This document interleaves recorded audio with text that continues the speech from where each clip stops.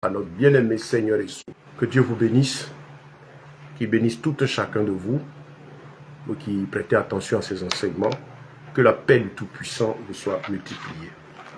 Je suis là pour traiter un sujet important, qui est d'actualité. Et le thème de notre enseignement, c'est, comme vous pouvez voir, la Pâque actuelle ou l'autel de la croix. Que s'est-il passé pendant ces 39 heures qu'a duré cet événement unique et extraordinaire? Et les conséquences de cette œuvre-là dans la vie de tout humain qui la prend en considération, qui la considère, qui l'accepte. Parlons de la Pâque. C'est quoi la Pâque? Vous verrez qu'on a deux Pâques. Il y a la Pâque avec E, et puis il y a la Pâque avec un S. Nous allons parler ici de la Pâque biblique, celle qui concerne le Dieu des cieux, le Créateur, ce que lui a révélé, qu'il a donné à l'origine, qui est différente de la Pâque avec S, qui est simplement une fête traditionnelle, occulte, célébrée par la tradition gréco-romaine, le monde occulte, dans leur pratique et leur adoration de divinité, aux astres, consécration du temps à la création. Des hommes qui ont préféré adorer la créature au lieu du créateur.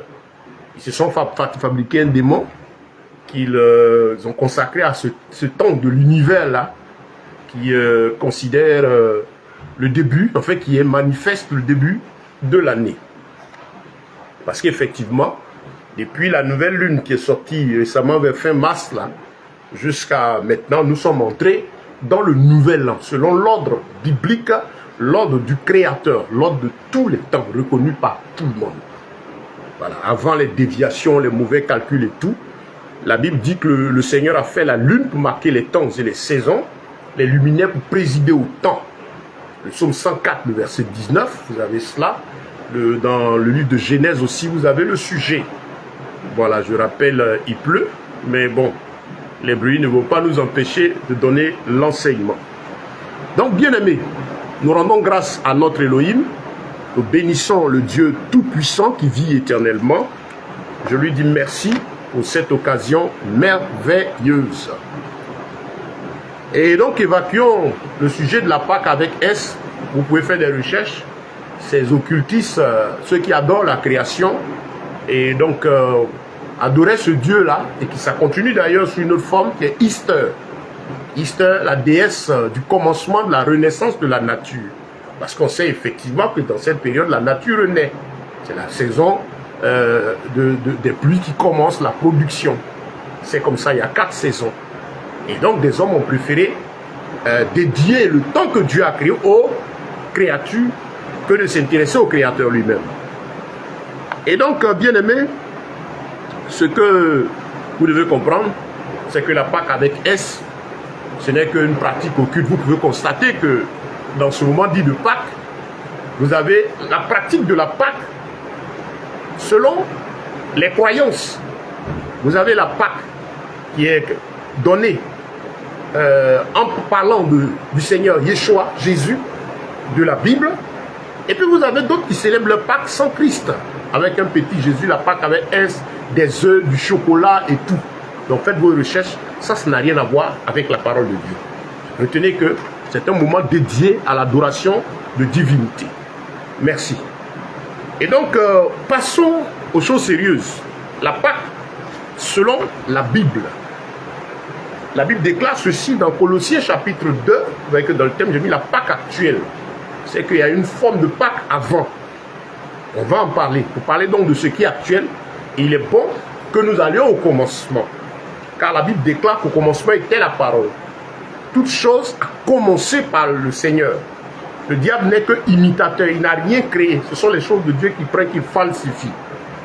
Donc nous allons aller au commencement, on voit l'histoire de la Pâque à la création, de celle-ci, et puis ce qu'elle est maintenant. Voilà, parce que Colossiens chapitre 2, le verset 17, la Bible nous déclare que ces choses, tout ce qui s'est passé avant Christ, était l'ombre des choses à venir, des choses annonciatrices de ce que Dieu a voulu comme accomplissement. On a vu le Seigneur quand il a commencé à prêcher dans Matthieu chapitre 5, il a dit « Je ne suis pas venu abolir la loi, mais je suis venu l'accomplir. » Donc la Pâque a eu sa forme ancienne, mais elle s'est accomplie en Christ. Quand vous lisez tout le chapitre de Colossiens 2, vous pouvez comprendre. Il est même là dit que ces choses sont arrivées pour nous servir d'exemple. L'accomplissement est en Christ lui-même. Donc les choses sont assez claires dans l'esprit. Comme j'ai dit, je ne veux pas me tendre sur l'aspect Pâque avec S parce que c'est du monde occulte. Peut-être à une autre fois d'autres détails. Mais là, entrons dans notre sujet. Et ça, je veux dire que ça va nous permettre de toucher plusieurs points. L'enseignement aujourd'hui sur les autels, on va en parler. On va parler aussi de la prière. De prier, prier, prier. Il faut beaucoup prier pour obtenir quelque chose. Vous verrez que tout est parti de cette œuvre-là qui s'est accomplie il y a plus de 2000 ans à Golgotha, en Israël. C'est bon de comprendre les choses. Notre Seigneur a dit au commencement était la parole et la parole était avec Dieu, elle était avec Dieu. C'est bon pour toi, frère et sœur, en toute chose de chercher à aller à l'origine. Quand les gens discutent, on aborde certains sujets qui te semblent flous, ne te panique pas. Prends ta Bible, elle a été donnée pour t'éclairer. Et je veux demander aux uns aux autres de partager ce message. Ne vous limitez pas seulement à l'écouter, partagez cet enseignement. Distribuez-le partout à tous les frères pour libérer plusieurs. Parce que c'est une grâce, une puissance du Seigneur par ce message pour affranchir plusieurs de la captivité, pour amener des âmes à la conversion, comprendre ce que c'est que la venue en Christ, la vie en Christ, et parler aux chrétiens qui sont sous l'emprise des puissances des ténèbres pour leur dire voilà la voie de leur liberté, pour que les chaînes, si les fatigues, les problèmes qui sont là, pour lesquels ils font des offrandes, ils tournent, ils s'égosillent, ils vont, des gens leur imposent plein de choses qui sont faites, mais qui continuent de souffrir, qu'ils voient ici que la réponse du Seigneur se trouve là. Dans ce qui s'est passé il y a 2000 ans à la croix de Golgotha. Donc je vous en prie, partagez ce message, frère. C'est important pour moi, il faut le partager. Ne gardez pas cela pour vous seul. Ça va aider plusieurs. Et maintenant aussi ceux qui se plaisent à voir le christianisme comme étant, le nom de Christ comme étant une occasion d'obtenir ce qu'ils veulent, mais il faut qu'ils aient la vérité. Ne pas que demain, devant le trône, ils disent qu'ils n'ont pas entendu la vérité. Donc frère, la Pâque au commencement, vous allez simplement dans l'histoire d'Israël, qui était esclave en Égypte. On sait que le peuple d'Israël a fait entre 400 et 430 ans de souffrance, d'esclavage, là-bas en Égypte. Et pendant ce temps d'esclavage, Dieu, même avant, avait promis une délivrance. Et on sait comment Israël a souffert en Égypte. Et Dieu a suscité quelqu'un qui s'appelle Moïse, qui est venu, qui avait pour mission de sortir le peuple là de l'Égypte. Je ne vais pas revenir sur les détails de tout ce qui s'est passé. Mais déjà, où est-ce que le Seigneur va poursuivre ce travail qu'il a commencé par Moïse? Parce que le Seigneur est descendu là pour délivrer Israël de l'Égypte. Écoutez bien, pour délivrer. Mais délivrer pour un objectif. C'est très important. La délivrance, l'œuvre qui va s'opérer là, a un objectif. C'était l'exode. Sortir Israël de son esclavage ancien pour le conduire dans une nouvelle vie. C'est ça qui est précise. L'histoire est précise, c'est à Canaan ils s'en vont au plan physique. La première Pâque parle de ça, la délivrance, sortie définitive d'Israël, de l'Égypte pour aller à Canaan. Et cette délivrance va être préparée par le Seigneur. Dieu va donner des instructions à Moïse pour préparer le peuple afin qu'il sorte.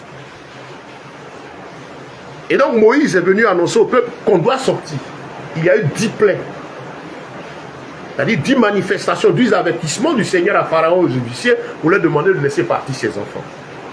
Les 9 premiers étaient terribles, mais la dernière, c'est d'elle qu'est partie l'histoire de la Pâque. Il a dit que ce jour-là, cette dernière plaie, tous les premiers-nés d'Égypte devaient mourir. L'ange allait descendre pour frapper de mort tous les premiers-nés d'Égypte. Afin que Pharaon laisse enfin partir le peuple, parce que les 9 plaies ne lui ont pas servi. Dieu commence toujours par l'amour, la douceur, il parle tendrement. Mais quand l'homme s'endurcit, il frappe. Il est Dieu. Il est Seigneur, il règne. Nous poursuivons avec la deuxième partie de notre enseignement.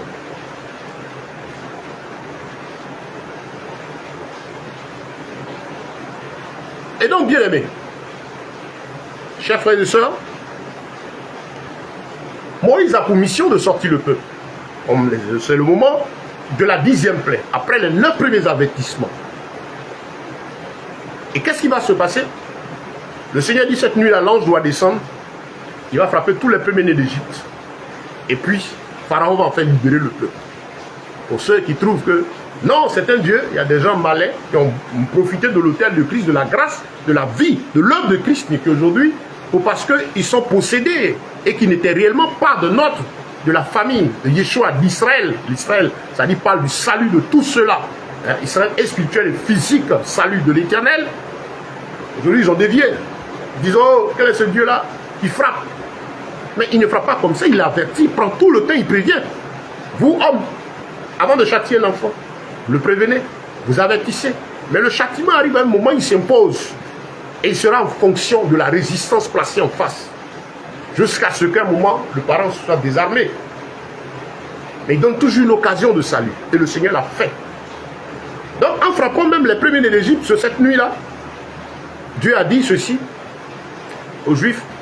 Tu es un agneau pur, âgé d'1 an, propre, vous le prenez, vous allez mettre le sang sur les linteaux de vos portes, partout. Allez lire Exode, on voit l'histoire de la Pâque. Exode chapitre 12. Pardon, à partir du chapitre 10, vous pouvez commencer là, et vous avez l'histoire.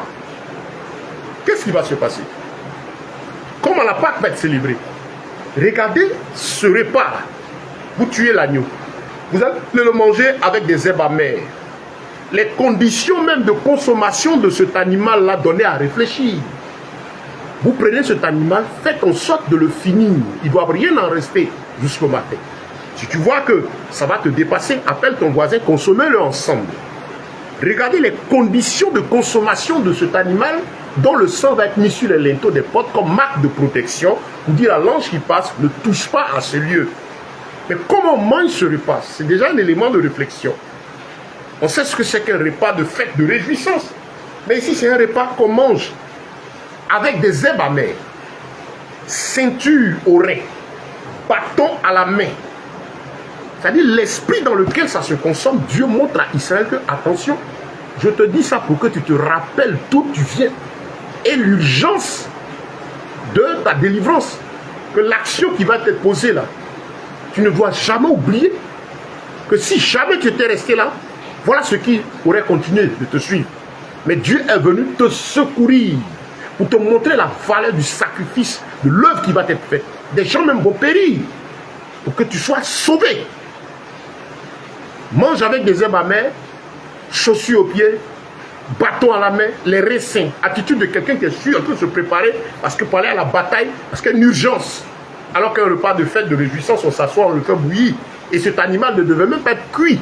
Comme on fait dans une marmite avec les condiments, il devait être rôti au feu, avec certaines parties déjà jetées. On devait regarder les conditions. Ça nous rappelle quelque chose. Déjà, cette image sur les conditions de la consommation de ce repas rappelle ce qui s'est passé à la croix de Golgotha. Ce qui s'est passé lorsque Yeshua a donné sa vie. Je vous amène à faire le rapprochement.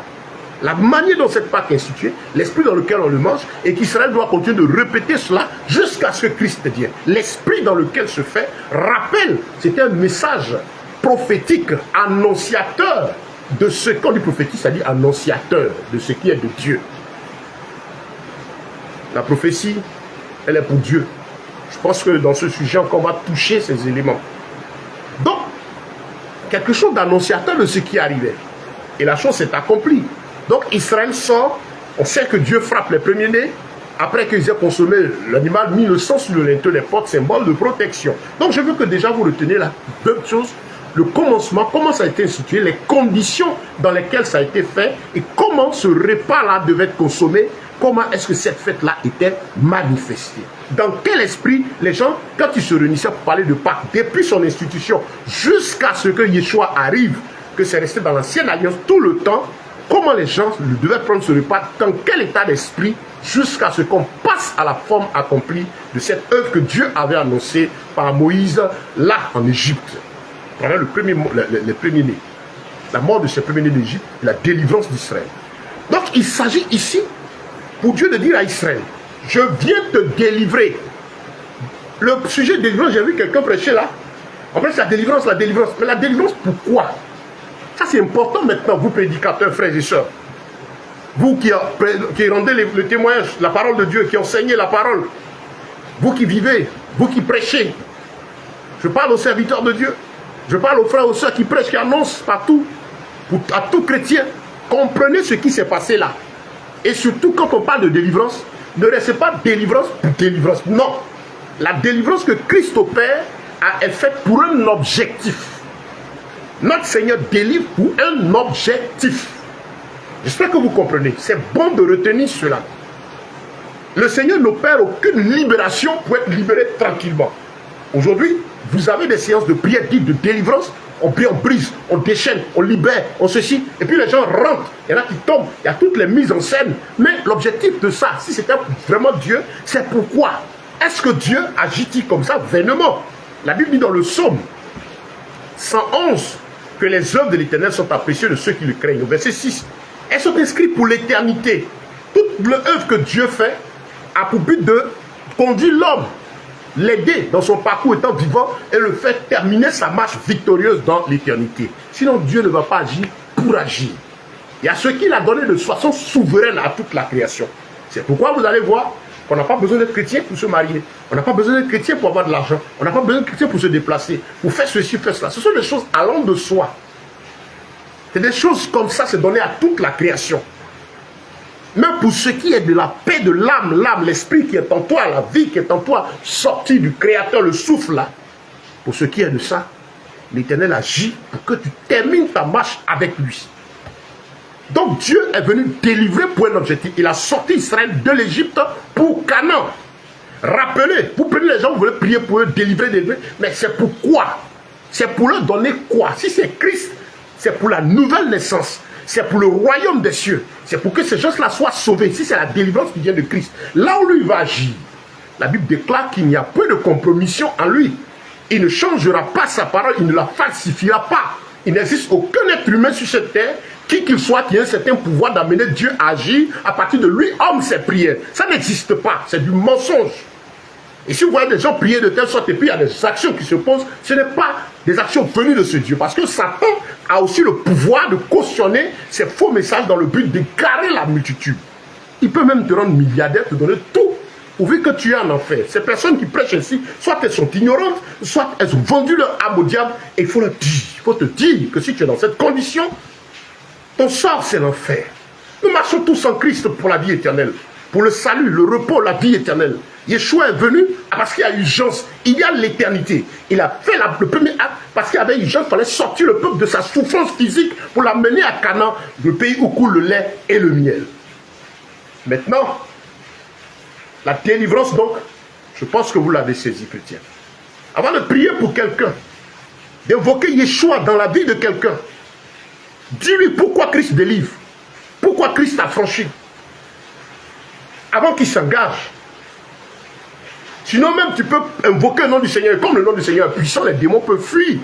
Mais la Bible dit, ils reviennent.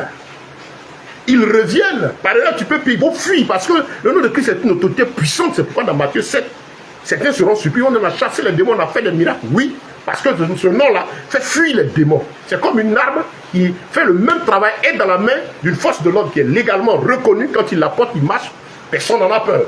Mais cette arme dans la main d'un bandit, on en a tous peur. Elle sert à tuer, elle sert à tirer. Le bandit s'en sert pour effrayer, pour tuer.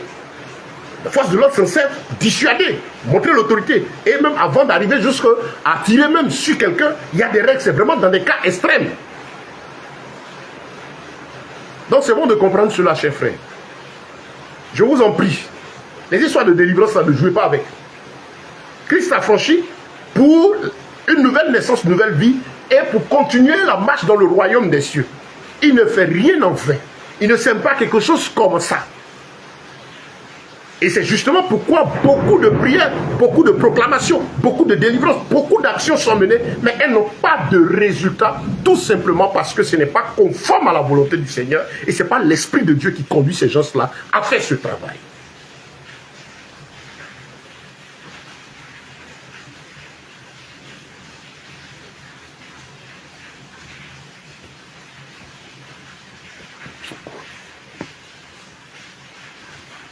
Gloire à Dieu. Gloire à notre Seigneur. Troisième partie de notre enseignement. Je la ferai en 5 parties de 10 minutes. Je vais couper. Demain, on va poursuivre. Je vous invite à suivre cet enseignement, le partager en masse. Pour libérer plusieurs. Pour ne pas que les gens continuent de se fatiguer inutilement. Et aussi que celui qui a envie de se fatiguer, au moins il a entendu la vérité. Si tu es fatigué, chargé, il y a des problèmes spirituels, il y a des difficultés, il y a des oppressions, il y en a sur tout le monde. Mais quand tu cherches ton secours en partant vers Jésus, sache que lui, effectivement, il délivre, il libère, il guérit, il transforme, il affranchit les puissances des ténèbres, mais pour un objectif. Tandis que chez le diable, il le fait aussi, mais pour un objectif. Lui, il n'a pas besoin de te poser des conditions. Chez le diable, il demande qu'est-ce que tu veux. Comme chez les prières actuelles, je proclame, je détruis, je suis premier, je suis ceci. Ça, c'est la pratique avec le diable, qui a pris une position dans le christianisme. Mais sinon, à Christ, avant d'agir, te fait asseoir, te fait entendre sa parole. Quand tu es dans tout ton état, dans toute ta conscience, il te dit pourquoi Christ agit. Gloire à Dieu. Que le nom de notre Elohim soit encore béni, exalté et magnifié. Il a dit, vous connaîtrez la vérité et la vérité vous affranchira. Si le Fils vous affranchit, vous serez réellement libre. Vous connaîtrez la vérité. Yeshua parlait dans Jean chapitre 8 aux pharisiens, des gens qui avaient la foi, la connaissance dans le Dieu, connaissance sommet, charnelle. Des choses de l'éternel, croyant au Dieu vivant. Mais Yeshua parlait à eux parce qu'ils n'avaient pas les profondeurs, leur cœur étant endurci. Il a dit, vous connaissez la vérité va vous affranchir. Ils disent, mais nous on est dans la... Qui t'a dit qu'on est dans le mensonge? Il dit, non, si le Fils, moi je vous affranchis, vous serez réellement libre. Il a dit, donc si le Fils, la vérité vous est rendue, il a dit, je vous suis prêché. Si vous avez la parole de Dieu conformément à la volonté de Dieu, si cette parole, vous la recevez par moi, parce que c'est ça la vérité, alors vous serez réellement libre. Pour dire qu'il y a des fausses libertés. Et je reviens à dire ceci, un disciple, quelqu'un qui a accepté Yeshua, sur la base de la vérité, pour la nouvelle naissance et pour le royaume des cieux, qui a sincèrement donné son cœur, la puissance, on va parler, c'est là l'esprit du sujet, la puissance des démons est nulle pour lui, ça ne peut rien lui faire, parce qu'à l'instant T, tout ce qui a été accompli à Golgotha a son effet dans sa vie, parce qu'il passe de la mort à la vie. Quand il est mort, aux anciennes choses, tout ce qui était puissance et pression des ténèbres tombe pour lui. Donc frère, le chrétien ne peut pas être possédé. Quand je dis chrétien, je parle du disciple. Celui qui est venu à Christ pour la vie éternelle, qui a reçu l'évangile qui appelle à la nouvelle naissance, à la sanctification. Je ne dis pas qu'il ne rencontrera pas de difficultés, qu'il ne rencontrera pas d'épreuves. La preuve, nous en avons, nous en aurons, jusqu'à ce que nous entrons dans le lieu où la paix définitive nous a été promise. C'est pourquoi Yeshua est venu nous préparer pour y aller. Il dit, ce ne sera pas facile le parcours, mais je serai avec vous tous les jours jusqu'à la fin. Il n'a pas dit qu'il n'y aura pas de difficultés. Il n'a pas dit qu'il n'y aura pas d'épreuves. Il n'a pas dit qu'il n'y aura pas d'attaque. Il nous a informé que le diable rôde comme un lion rugissant, cherchant à qui va faire du mal. C'est son boulot. Ce n'est pas une nouvelle. Qu'il y ait des sorciers, qu'il y ait des morts, qu'il y ait des jaloux, qu'il y ait des ceci. Le diable travaille physiquement avec les hommes mal disposés et il utilise aussi des gens, il rentre en eux, il fait ce qu'il a fait. Ce n'est pas nouveau. Donc, mais si toi, tu t'es donné au Seigneur sur la base de la vérité, Satan ne peut pas te posséder. Posséder, ça dit qu'il te prend, il te contrôle, tu n'as pas la bonne, il est plus fort que toi. Donc un disciple ne peut pas être possédé. Mais un croyant peut être possédé. Un incroyant, là, ce n'est pas la peine, il est sans Christ, il est sous la puissance des démons.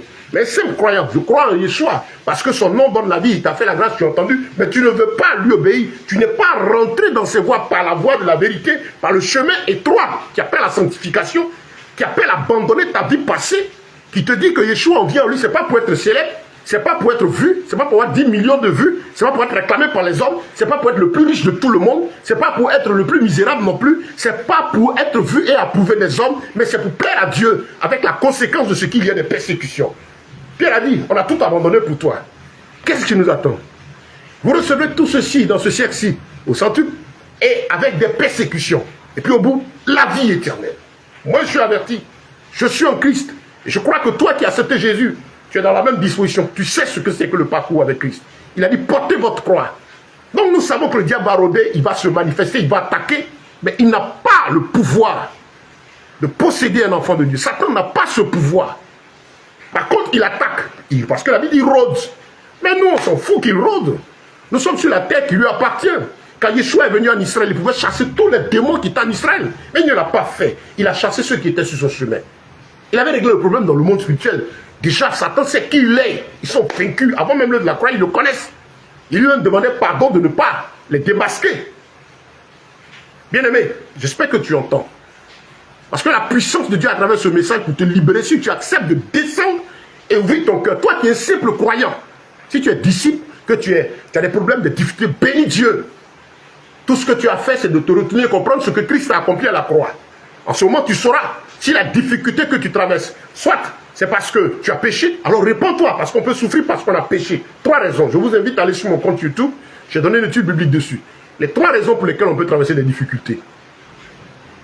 Soit parce que tu as péché, soit parce que tu es attaqué, ou soit parce que tu es éprouvé. Si c'est parce que tu as péché, te réponds. Parce que le péché a ses conséquences, la justice, les effets.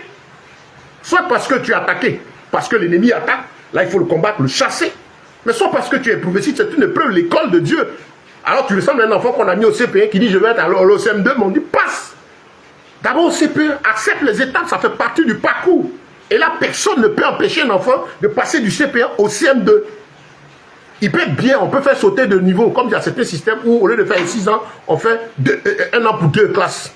Mais toujours est-il qu'il doit passer par ce chemin. Et là, aucun homme ne peut empêcher Dieu de prouver quelqu'un. Attention aux loups ravisseurs. Attention aux rapaces qui profitent de votre ignorance pour vous conduire à la mort, vous tenir dans la captivité. Frère, soeur, toi qui as accepté Christ, je te parle de la part du Seigneur ce soir. Le Seigneur te dit, si tu traverses des épreuves, des difficultés, dans le fond de ton cœur, assieds-toi devant le Seigneur. Si tu es en paix, l'Esprit de Dieu te convainc, tu es en paix dans ton cœur. Ce n'est pas pour un péché, gloire soit rendue à Dieu. Si c'est pour une attaque, chasse l'ennemi. Si c'est pour une épreuve, bénis Dieu, loue-le. C'est en ce moment que l'apôtre dit, ne vous inquiétez de rien, mais faites part à Dieu de vos prières avec des supplications, avec des actions de grâce. Et la paix de Dieu gardera vos pensées à Christ. Parce que le Seigneur sait ce qu'il fait pour nous. J'aurai l'occasion de rendre témoignage de la fidélité du Seigneur. Dans la vie de celui qui accepte d'obéir à sa parole. Comment Dieu nous conduit. Je suis assis là, j'ai des épreuves. Chaque moment, il y a des situations qui sont toujours des épreuves. Qui se présentent à nous. Mais ce que je vis actuellement n'est pas ce que je vivais à 30 ans en arrière. Mais j'ai la paix, il y a une paix qu'on ne peut pas m'arracher avec ces 34 ans que Christ s'est révélé à moi, il m'a sauvé, cette paix-là est là. Je suis passé avec elle dans le feu, dans toutes les vies, dans toutes les étapes. Je continue de marcher avec lui. Il est fidèle et véritable, frère. Et devant le feu, devant chaque situation, je me rappelle de ce qu'il a déjà fait. Et Satan n'a pas de pouvoir sur moi. Mon père au village, mes parents au village, les anciens, les ancêtres n'ont aucun pouvoir sur moi. Ils n'ont pas de pouvoir sur toi si ta vie a été réellement donnée à Christ. Ne t'inquiète pas de ce qu'il médite. Ne t'inquiète pas de ce qui se passe là-bas. Le Seigneur n'a pas enseigné de se soucier de ces choses charnelles-là. Et même si c'est spirituel, la Bible a dit que tu n'as pas à lutter contre la chair et le sang, on en viendra sur le combat spirituel. Je crois que Dieu t'accorde la libération. Si tu es chrétien, que l'ennemi te persécute, gloire soit rendue à Dieu. Pécheur, réponds-toi, accepte Christ. Parce que si tu n'es pas avec lui, le diable va te manipuler. Que tu sois riche ou pauvre, chacun vit des choses qu'il ne peut supporter et qui a besoin de délivrance. Maintenant, si tu es un croyant, comme on t'a dit, si tu as cru en un certain Jésus, qui est là pour te donner ce que tu veux, c'est là que le diable va te fatiguer, les démons continuent de vous fatiguer. Parce que tu es dans l'impudicité, tu es dans l'immoralité, tu es dans le faux. Vous êtes d'accord que ce Dieu de la Bible est saint. Demandez à tous ceux qui prêchent. D'abord ceci, Dieu accepte-t-il le faux? Ils vous diront non.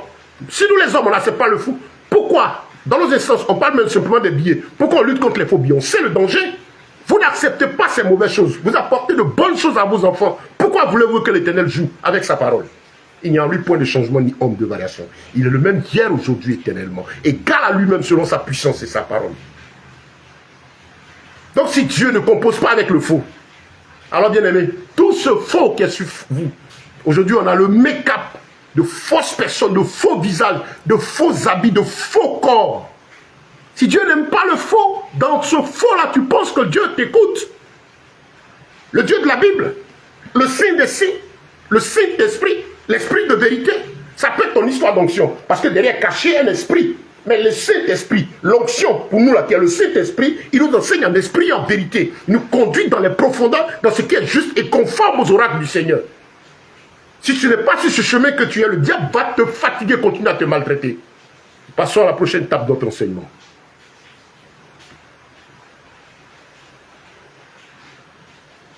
Bien-aimé, je suis en train de te faire comprendre pourquoi le diable te fatigue, toi qui es simple croyant, mais qui n'est pas venu à Christ pour la vie éternelle. On ne t'a pas dit que le don de ta vie à Yeshua, c'est pour l'éternité, c'est pour une nouvelle histoire, une nouvelle vie, une transformation. C'est pour que les choses anciennes passent et une nouvelle vie soit donnée, la vie selon Dieu. La délivrance du Seigneur, comme je le dis, il opère dans la vie de l'homme pour que l'homme vive selon lui. Matthieu chapitre 11, le verset 28 que les gens aiment bien. Venez à moi, vous tous qui êtes fatigués, chargés. Mais continuez jusqu'au verset 30. Il dit, reprenez sur vous mes instructions. Recevez mon fardeau, car mon fardeau est doux, humble et léger.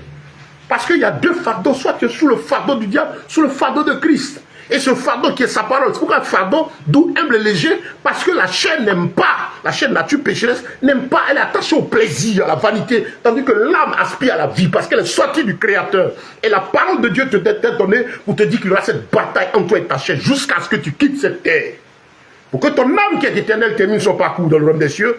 Et tout ce parcours, donc, avant cet événement, tu es conscient que la chair va pourrir. Tu ne partiras pas avec tes biens. Donc tu veilles sur ta vie.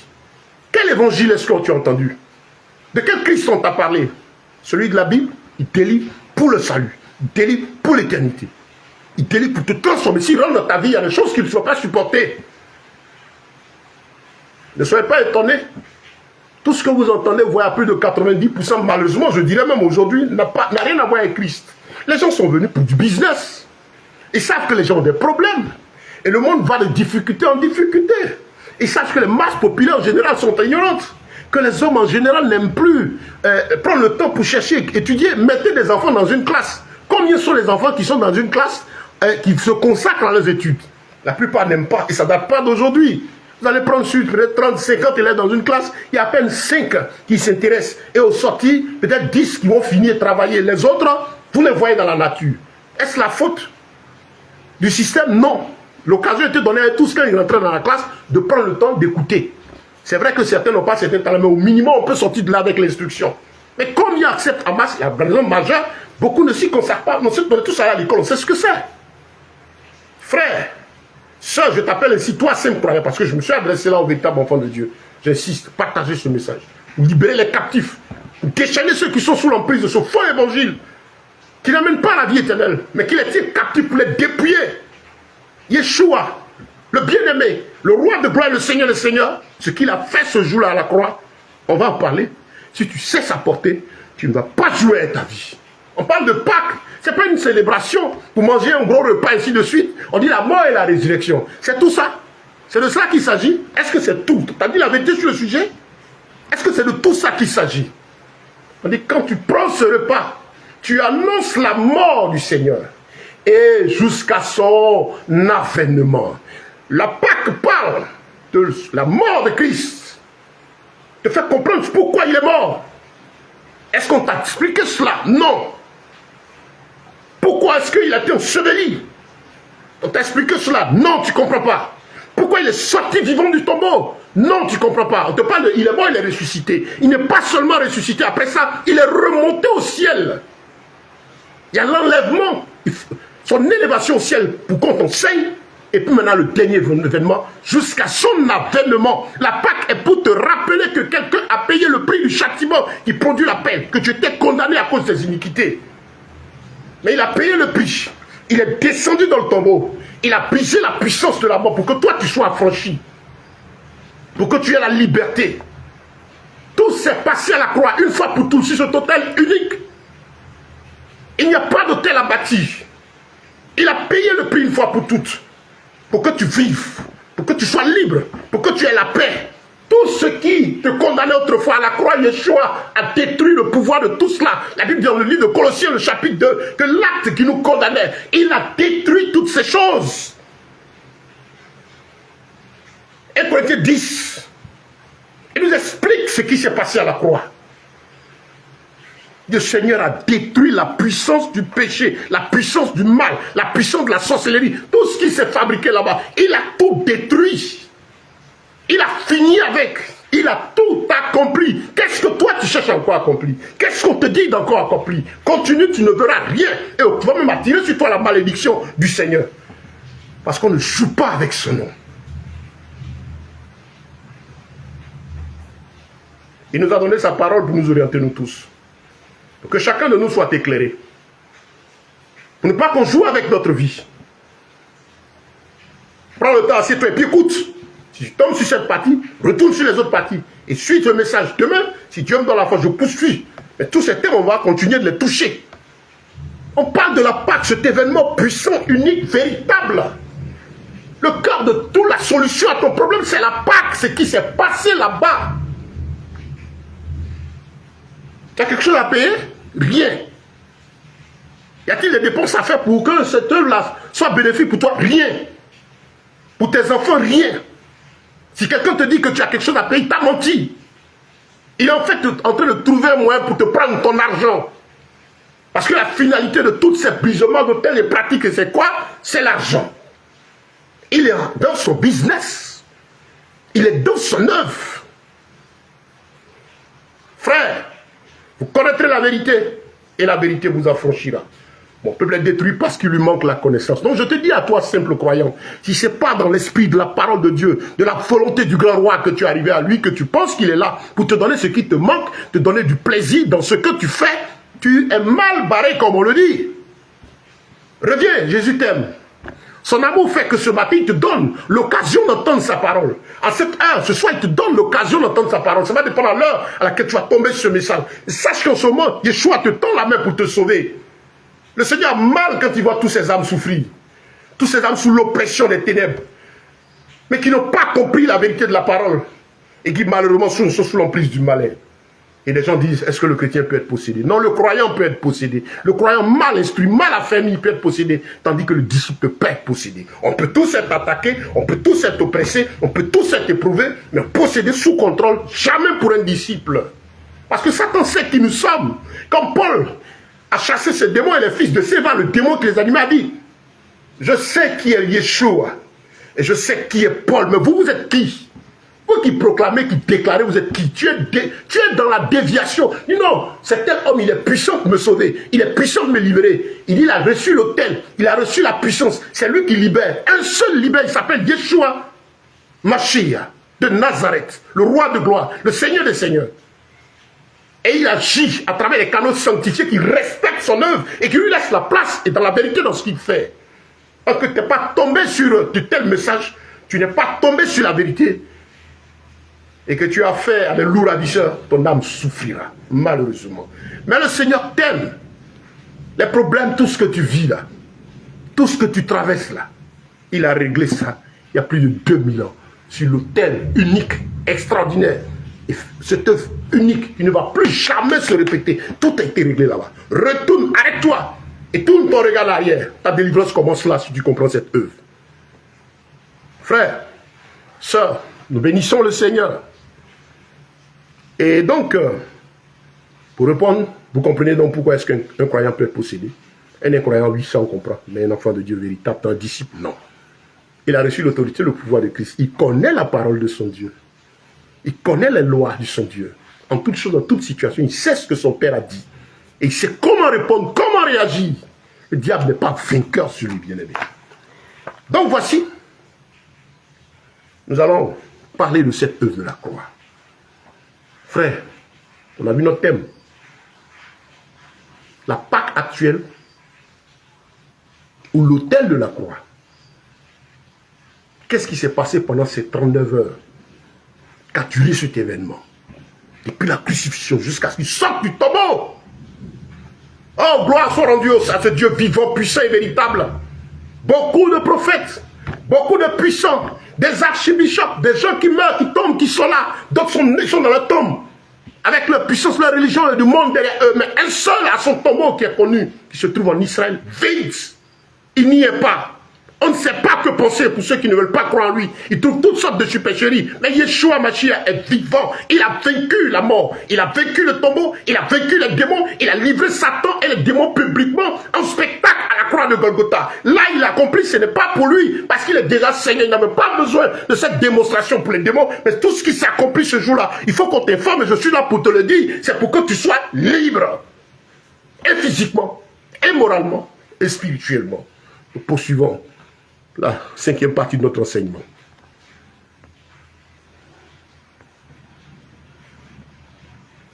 Bien-aimé, donc je te parlais de la Pâque. Je te parlais de la Pâque.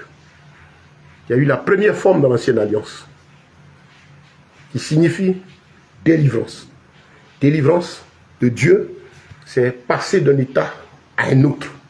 Ce n'est pas être libre pour rester en Égypte. Non. Dieu, quand il a envoyé Moïse, il lui a donné des instructions. Il doit aller faire sortir le peuple pour les amener là où j'ai donné ma promesse. Tu comprends? Frère, sœur, nous qui annonçons l'évangile, nous qui prenons témoignage, je parle à toute l'église, je ne parle pas des sacrificateurs. Désolé, l'Éternel établit sur l'œuvre du Seigneur. Je parle à tout le monde, qu'on soit sacrificateur, toute la chrétienté, parce que nous rendons témoignage. Notre mission, c'est d'aller dire aux gens de sortir du monde pour aller à Canaan. Et ce Canaan, c'est le royaume des cieux. La première tâche, le premier exode, ce travail est fini. Premier exode, première délivrance. La délivrance selon la Bible, retenez cela quand vous enseignez, il s'agit d'un exode. Prends un frère, prends une âme, quelqu'un qui cherche Christ, dis-lui que tu cherches le Seigneur, c'est pour un exode. C'est l'exode. Christ apporte son salut pour exode. Un exode qui signifie quitter un point A pour aller définitivement à un autre, ne plus retourner. Faites-le à soi quand il est dans tout son sens et parlez-lui maintenant de l'œuvre du salut. S'il est d'accord. Bien évidemment, s'il n'est pas d'accord, qu'il est sous l'emprise du malin, on peut chasser les démons. On a reçu cette autorité pour que son esprit s'ouvre et puis on lui rende témoignage. Le Seigneur l'a fait. Le fou de Gadarène l'a libéré. Il lui a donné le chemin. La femme qui devait être lapidée par les sacrificateurs, la femme adultère, il a franchi, mais il lui a montré le chemin. Il a toujours montré la finalité.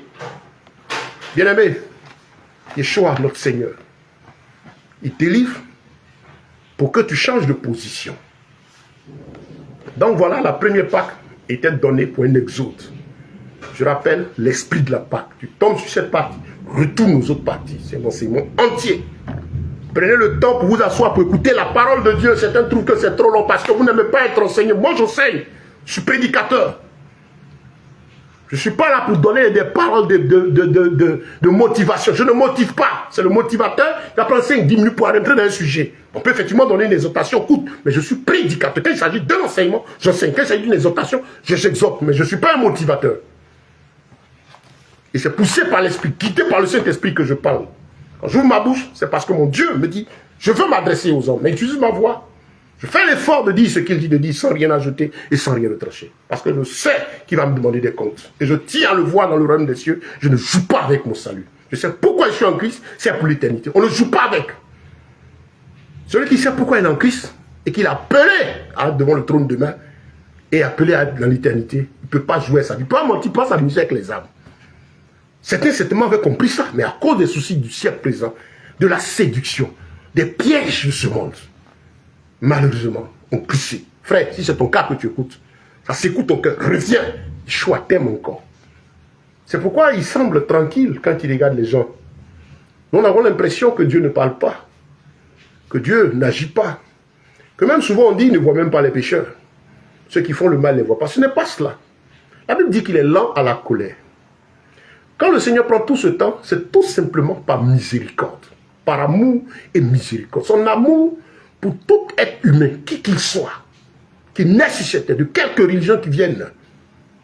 Personne ne naît religieux, c'est les parents qui le font dès la naissance pour déclarer leurs enfants. Mais tout être humain, qui qu'il soit, de quelque race qu'il soit, le Seigneur l'aime. Parce qu'il te permet de venir sur cette terre pour une mission, pour sa gloire à lui. Il est content, quand les parents sont contents parce que quelqu'un est, Dieu est content. Voilà quelqu'un à qui je mets mon souffle pour qu'il me serve. Et dans sa bonté, il use de patience envers le pécheur. Parce qu'il sait que si la personne rend l'âme, si tu rends l'âme dans les conditions où tu es, sans avoir fait la paix avec Yeshua, Le sort qui t'attend, il est éternel, c'est l'enfer. La gêne. Tu ne veux pas entendre cela, mais je te le dis. Il y a deux endroits qui t'attendent. Ne meurs pas sans Christ, bien-aimé. Ne meurs pas sans le salut, sans la vie de ce Yeshua. On parle de Pâques partout. Il ne s'agit pas de Pâques nous au village. Tout ça, ce sont des déviations. C'est des fêtes mondaines. Les hommes sont libres de se faire ce qu'ils veulent. Mais nous avons le devoir de dire ce que c'est. C'est une mission. C'est une affaire sérieuse, la Pâque. Yeshua a payé le prix pour que tu vives. Et donc, il est patient. Il nous donne l'impression de ne pas agir. Tout simplement parce qu'il sait que si la personne meurt ici, elle va en enfer, elle ne peut plus revenir. Voilà pourquoi vous allez voir que certaines personnes font le mal, ils viennent dedans, c'est la grâce de Dieu. C'est ce qu'on appelle la miséricorde de Dieu. Je l'ai expérimenté quand le Seigneur m'a fait comprendre cela en tant que chrétien. Sa miséricorde. C'est la capacité de pardonner à quelqu'un continuellement. Quand même il ne se répand pas, il ne reconnaît même pas son mal. C'est ça la miséricorde. C'est cet amour qui couvre le péché et qui fait en sorte qu'il couvre le péché, c'est-à-dire qu'il essaie de ne pas en tenir compte. Il a mal de voir le péché, mais son amour est tel qu'il continue de tendre la main malgré les conditions dans lesquelles on est. C'est là que Dieu a tant aimé le monde. Il a aimé tout le monde, il t'aime. Voilà pourquoi il a donné son fils unique Yeshua. Opérer cette œuvre de la croix afin que tu ne périsses pas. C'est-à-dire que tu ne termines pas ton parcours en enfer, mais que tu aies la vie éternelle. L'amour de Dieu est puissant et profond, bien-aimé. Frère, ne joue pas à ta vie. Toi qui écoutes, qui n'es pas chrétien, le salut est à ta porte. Donc voilà. La Pâque de l'ancienne alliance, délivrance, libération. Dans la nouvelle alliance, l'œuvre de la croix. La veille où le Seigneur devait être arrêté pour être crucifié, la Bible dit qu'il a pris son dernier repas. Et c'était à quel moment? Les jours sont équivalents. Hein? Ça équivalait pratiquement, je dirais, au jeudi. C'est le même jour que l'on appelle jeudi. Les jours, selon Dieu, ne portent pas de nom qu'elle a créé. Il a fait premier, deuxième. Et c'est les hommes qui ont mis des noms en fonction des divinités qu'ils adorent. Donc c'est tombé un jeudi, conformément au calcul que le Seigneur a donné à Moïse dans l'ancienne alliance. Il dit le premier jour du mois, quand la nouvelle lune sort, vous comptez 14 jours. Le 14e jour, vous prenez l'agneau. Donc la Pâque se célébrait ce 14e jour-là. Le Seigneur n'a pas dit, il dit 14e jour. Après cette nouvelle lune, que ça tombe. C'est qu'il va le premier, au deuxième, au troisième jour de la semaine, mais 14 jours après. Vous dites, il n'a pas dit si c'est que ça va fortement être dimanche. J'ai apprécié l'intervention d'un frère qui disait, mais tiens, pourquoi vous ne reconnaissez pas la vérité? C'est réel. La date de Pâques sur le calendrier n'appartient pas. Ce n'est pas la Pâque de l'église. Tous les dimanches, c'est l'église. C'est l'église avec eux, l'église biblique. C'est la Pâque du système vaticano-romain, la première église, l'église de Rome. Pas du 300 quelques après Yeshua, qui s'est chargé de christianiser tout ce qui est diabolique, les habiller de non-chrétiens, pour continuer son expansion, sa domination. Et ils sont en train de travailler actuellement pour créer le gouvernement mondial, pour prendre le contrôle des vies, de la spiritualité mondiale. Ils sont au boulot. Frère. Et donc, quand le Seigneur est venu, il s'est imposé la nécessité de sortir Israël de son péché. Il venait donc physiquement là pour le deuxième exode. Et donc je disais, la veille, il a fait quelque chose. Il était avec ses disciples. Dans ce 14e jour. Je donnais cette précision sur le 14e jour pour dire que dimanche, ce n'est pas la date biblique contenue par la parole de Dieu. Si on devait avoir une date, elle tomberait à n'importe quel jour de la semaine. Si on devait respecter l'ordre du 14e jour selon l'Écriture, ce n'est pas que c'est dimanche que ça tombe. Ça c'est un. De deux, Yeshua va faire quelque chose ce jour-là pour accomplir cette pratique, cette fête, pour l'accomplir, la finaliser, pour dire voilà comment on va faire maintenant. Il est avec les disciples, il respecte ce dernier jour, il prend le pain et le vin, il le bénit. Il prend le pain, allez lire, dans Matthieu, dans Marc, dans Luc, il en parle. Corinthiens 11, il parle de la Pâque. Qu'est-ce qu'il a fait? Il a pris le pain. Il a remplacé sa vie, on ne tue plus l'agneau physique. C'est le pain sans le vin, avec du vin, en mémoire de moi. Le pain, quand vous allez le prendre, c'est pour vous dire que mon corps va être flagellé, je vais souffrir pour vous. Le vin, mon sang va verser. On va faire verser mon sang pour que tu sois sauvé. Faites ceci en mémoire de moi. Toutes les fois que vous vous retrouverez, toutes les fois que vous allez prendre ce repas, souvenez-vous de ce que j'ai souffert physiquement. Et mon sang a coulé. J'ai payé le prix. Il prend le pain et le vin et donne de nouvelles instructions. Pâques actuel, sans cesse, Pâques sans cesse. Accomplissement de la parole de Dieu. Nous allons aborder la dernière partie de notre enseignement.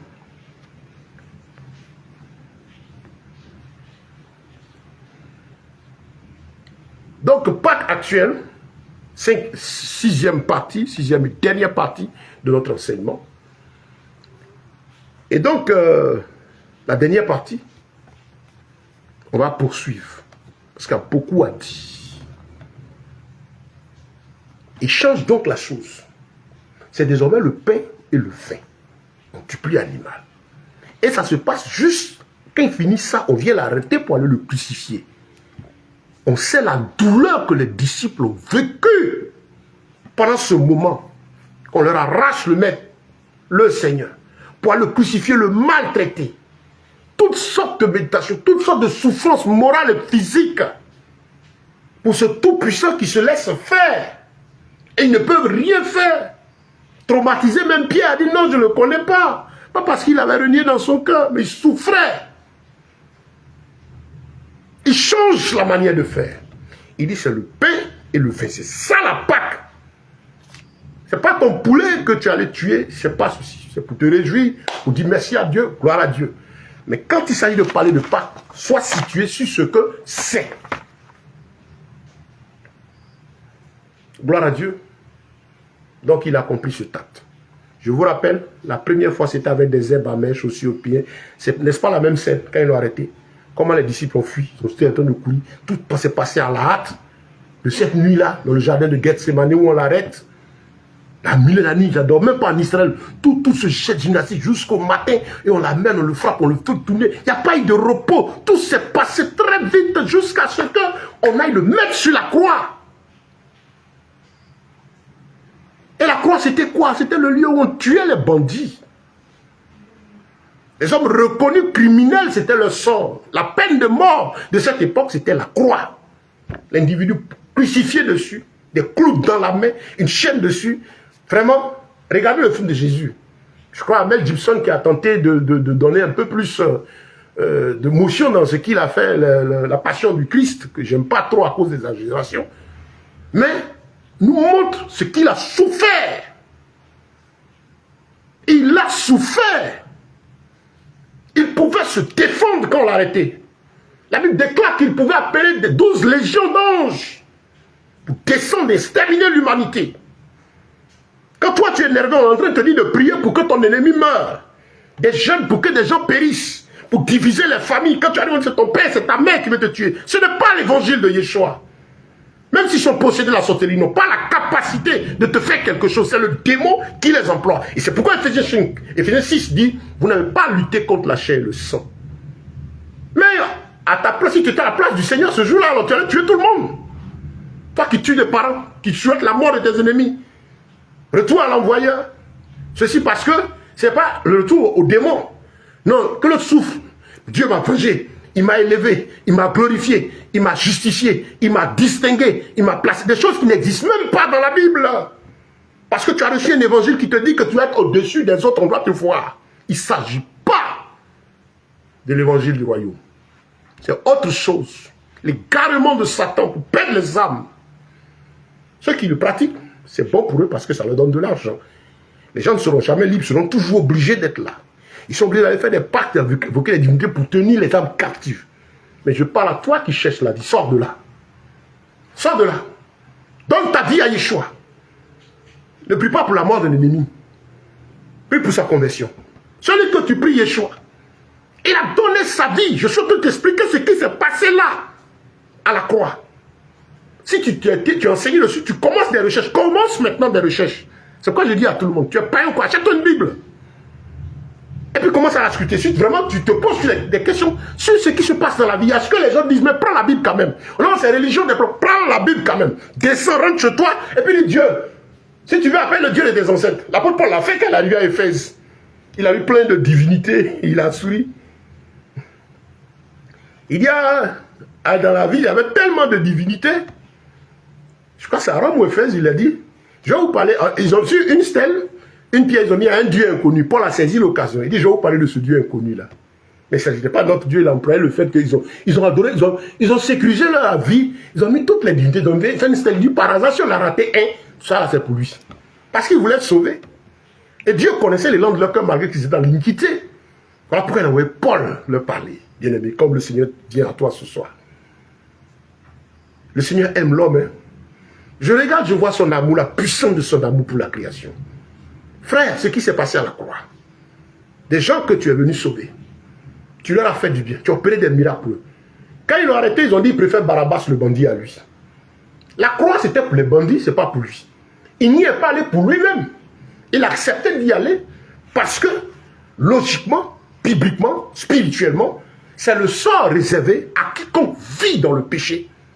Physiquement, le sort physique et le sort spirituel, la mort physique et la mort spirituelle, qui attend celui qui n'a pas accepté Yeshua comme Seigneur et Sauveur.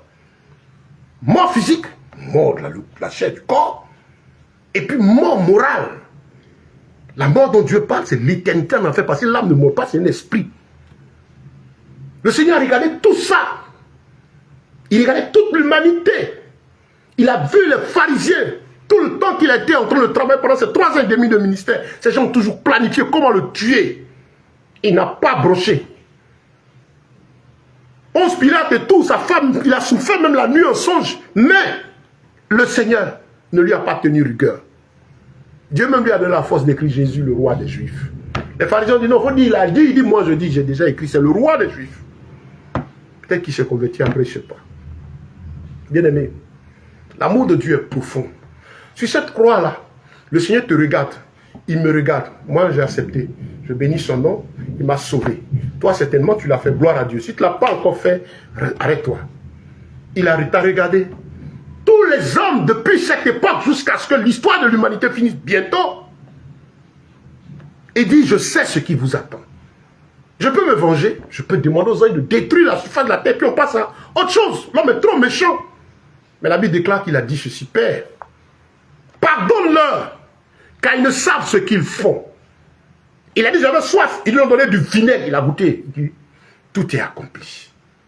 Tout est accompli. Il a eu même écrit la force de la douleur pour dire Lama Sabachthani, Eli Eli Lama Sabachthani, pourquoi tu m'as abandonné? Il s'agissait de l'homme physique qui sentait le poids de toute l'humanité, du péché, de l'iniquité de tous les hommes. Imagine-toi ce que pèse un péché de toute la création depuis cette heure jusqu'à maintenant. Tout ce poids-là porté sur lui seul. Si on peut peser, il a porté ça. Tes iniquités, ton mal, tout ce que tu fais dans le secret, que tu n'arrêtes de faire, pour lequel tu as averti, il a porté tout cela. Il en a souffert. Et le Père est obligé de détourner le regard, pas parce qu'il avait abandonné, parce que sur lui se trouvait toute la souillure, toute l'impureté du monde portée là sur la croix. Et il a baissé la tête. L'esprit, son esprit, a quitté le corps. Et les gens ont pris ce corps-là. Mais un corps spécial. Il n'a pas pourri comme nous autres, nos corps pourris. C'est là qu'il est Dieu. Mis dans le tombeau.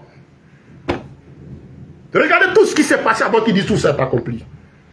Là, il a tout accompli pour toi, ma soeur. Il a tout accompli pour toi, mon frère. Tu ne reconnais pas, le diable te fatigue. Yeshua a tout réglé. Arrête-toi, il a tout réglé. Il a tout payé. Il a tout réglé. Il a tout payé.